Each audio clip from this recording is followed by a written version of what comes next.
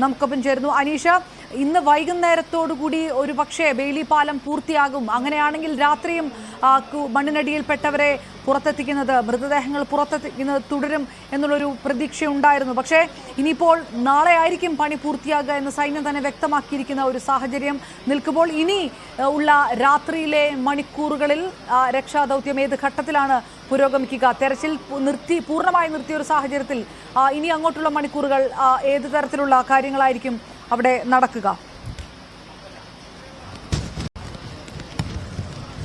അപർണ, വലിയ കനത്ത മഴയാണ് കഴിഞ്ഞ ഏതാനും മിനിറ്റുകളായി അല്ലെങ്കിൽ കഴിഞ്ഞ ഏതാനും മണിക്കൂറുകളായി ഈ മേഖലയിൽ അനുഭവപ്പെട്ടിരിക്കുന്നുണ്ട്. വലിയ തോതിലാണ് മലവെള്ളപ്പാച്ചിൽ ആ മേഖലയിൽ നിന്നും, അതായത് ഉരുൾപൊട്ടി താഴേക്ക് വന്ന ആ മേഖലയിൽ നിന്നും താഴേക്ക് വരുന്നത് നമുക്ക് കാണാം. ഈ പുഴ തന്നെ വളരെ വിശാലമായി മാറിയിരുന്നു. അതിലും പലയിടത്തും വലിയ തോതിലുള്ള ഒഴുക്ക് രൂപപ്പെട്ടിരിക്കുന്നു. ബെയിലി പാലത്തിന്റെ നിർമ്മാണം അതിന്റെ പൂർണ്ണ സജ്ജമായ രീതിയിൽ മുന്നോട്ട് പോയിക്കൊണ്ടിരിക്കുകയായിരുന്നു. പക്ഷേ കഴിഞ്ഞ ഏതാനും മിനിറ്റുകളായി, ഏതാണ്ട് അരമണിക്കൂറിലധികമായി പാലത്തിന്റെ നിർമ്മാണ പ്രവർത്തനങ്ങൾ മുന്നോട്ട് കൊണ്ടുപോകാൻ കഴിയാത്ത വിധം മലവെള്ളപ്പാച്ചിൽ ഇപ്പോൾ ആ പുഴയിലൂടെ ഉണ്ട്.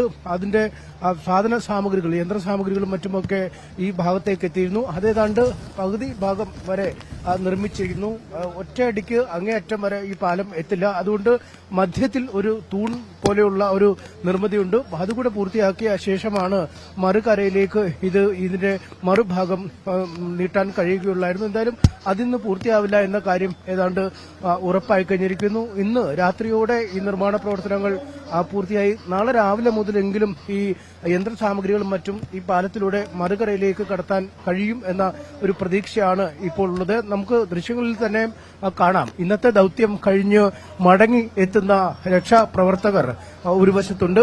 അവർ ഒരു ചെറിയ പാലം, തടിയാൽ തീർത്ത ഒരു പാലത്തിൽ കൂടിയാണ് ഈ പുഴയുടെ മറുകരയിലേക്ക് എത്തുന്നത്. എല്ലാ രക്ഷാപ്രവർത്തകരും വരിവരിയായി നിന്ന ശേഷം അവർ സമാധാനത്തോടെ അപ്പുറത്തെ കരയിലേക്ക് പോകുന്ന കാഴ്ച. വലിയ വെള്ളപ്പാച്ചിൽ ഇപ്പോൾ ഈ പുഴയിൽ ഉള്ള സാഹചര്യം. അതുകൊണ്ട് അങ്ങേയറ്റം അപകടകരമായ ഒരു സാഹചര്യത്തിൽ തന്നെയാണ് അവർ അവിടേക്ക് നീങ്ങുന്നത്. ഒപ്പം ഈ കഴിഞ്ഞ ദിവസം ഉരുൾപൊട്ടിയ മേഖലകളിൽ വീണ്ടും മലവെള്ളപ്പാച്ചിൽ ഉണ്ടാവാനുള്ള സാധ്യതകൾ പ്രവചിക്കപ്പെടുന്നു. അതുകൊണ്ട് തന്നെ ദൌത്യം ഏതാണ്ട് അവസാനിപ്പിച്ച് ആളുകൾ പൂർണ്ണമായും താഴേക്ക് വരികയാണ്. കാരണം അവിടെ വീണ്ടും ഒരു അനിഷ്ടമുണ്ടായാൽ പിന്നീട് അതിന്റെ വ്യാപ്തി വലുതായി മാറുന്നതിനുള്ള സാഹചര്യമുണ്ട്. അതുകൊണ്ട് ഈ പരിശീലനം ലഭിച്ച ഫോഴ്സുകളിൽപ്പെട്ട ഉദ്യോഗസ്ഥരും ഒപ്പം ഈ സിവിൽ ഡിഫൻസ് അടക്കമുള്ള മറ്റ് സന്നദ്ധ സേവകരായ നാട്ടുകാരടക്കമുള്ളവരും ഇപ്പോൾ താഴേക്ക് എത്തിക്കൊണ്ടിരിക്കുന്ന കാഴ്ച നമുക്ക് കാണാൻ കഴിയും. വലിയ മഴ ആ മേഖലകളിൽ ഇപ്പോഴും പെയ്യുന്ന സാഹചര്യം. അതുകൊണ്ട് രക്ഷാപ്രവർത്തനങ്ങൾക്ക് അങ്ങേയറ്റം വെല്ലുവിളി നിറഞ്ഞ ഒരു സാഹചര്യമാണ് നിലവിലുള്ളത്. ആ സാഹചര്യം കണക്കിലെടുത്താണ്